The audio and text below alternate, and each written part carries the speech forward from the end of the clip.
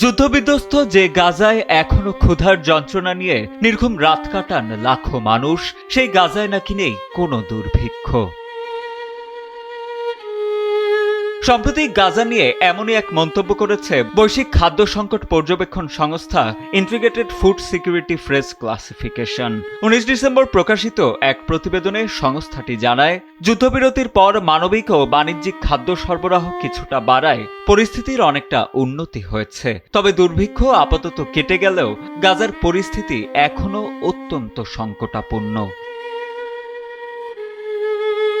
সংস্থাটি জানায়, সবচেয়ে খারাপ পরিস্থিতিতে যদি আবারও পুনরায় যুদ্ধ শুরু হয় এবং মানবিক ও বাণিজ্যিক সরবরাহ বন্ধ হয়, তবে 2026 সালের এপ্রিলের মাঝামাঝি পর্যন্ত পুনরায় দুর্ভিক্ষের ঝুঁকিতে পড়তে পারে পুরো উপত্যকা। এর আগে সংস্থাটি জানিয়েছিল, গাজার প্রায় 5,14,000 মানুষ অর্থাৎ মোট জনসংখ্যার প্রায় 1/4 দুর্ভিক্ষ পরিস্থিতির মধ্যে। সে সময় সেই মূল্যায়ন ইসরায়েল প্রত্যাখ্যান করেছিল। তবে সামনে আরও বাজে পরিস্থিতি আসন্ন ভেবে শঙ্কা দেখছেন জাতিসংঘের মহাসচিব অ্যান্তোনিও গুতেরেস।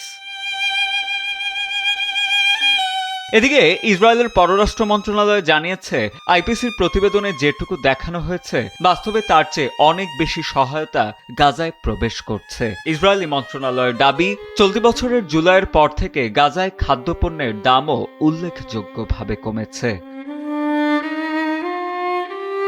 তবে গাজায় ত্রাণ সহায়তা নিয়ে আন্তর্জাতিক সংস্থা ও ইসরায়েলের মধ্যে পাল্টাপাল্টি অভিযোগ চলছেই। ত্রাণ সংস্থাগুলোর দাবি, ইসরায়েলি বাধার মুখে জনবহুল এই অঞ্চলে চাহিদার তুলনায় অতি সামান্যই খাদ্য ঢুকছে। অন্যদিকে খাদ্যের ঘাটতির কথা অস্বীকার করে ইসরায়েল বলছে, বিতরণের অব্যবস্থাপনাই মূলত সংকটের প্রধান কারণ।